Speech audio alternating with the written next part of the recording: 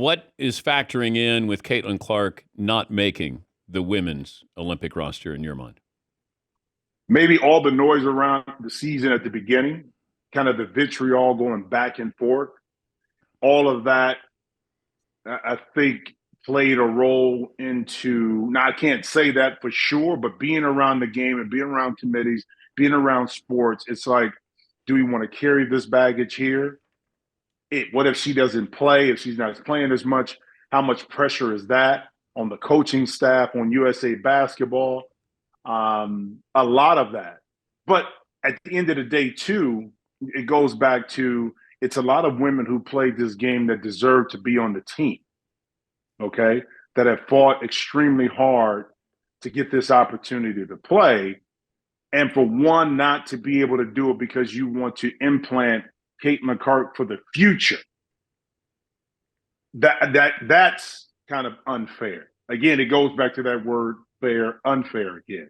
And I think it was so much noise around Caitlin Clark that I think the committee made a decision to pass on what would come with it if Caitlin didn't play, if Caitlin didn't do this. You know what I mean? And one way or the other, it was going to cause some kind of controversy. Because think about if she was on and she got put on before another young lady who's been there. Think about the vitriol that comes from that. Yeah, I know. Yeah, it's tricky. You It is. can say put her on because she's grown the sport. She has a great resume. Yeah.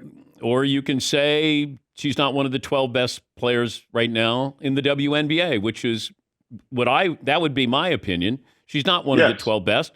But do I want to grow the game? Like, I don't want to be short-sighted on this because we've seen eyeballs on the WNBA. Can we take advantage of that? Is that part of what the Olympic Committee should be doing? Well, part of it should be, you think about it, the committee from the perspective, you put the 12 best players together, flat out. That's the job. But we all know from a political perspective, it's not always the case. We talked about that with the Dream Team. Okay, that is not always the case with regards to putting the 12 best players together. It's never been like that. It's always been something in there. And that's a choice that the WNBA had to make, and that's the quandary that they were faced with. I can imagine leading up to it, the number of knockdown conversations that one side had this plausible cause to why Caitlin should be there. The other side had this on why she shouldn't.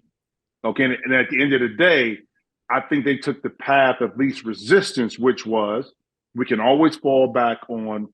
Caitlin has a lot of time. She's a rookie. She'll be able to play, 4 years from now.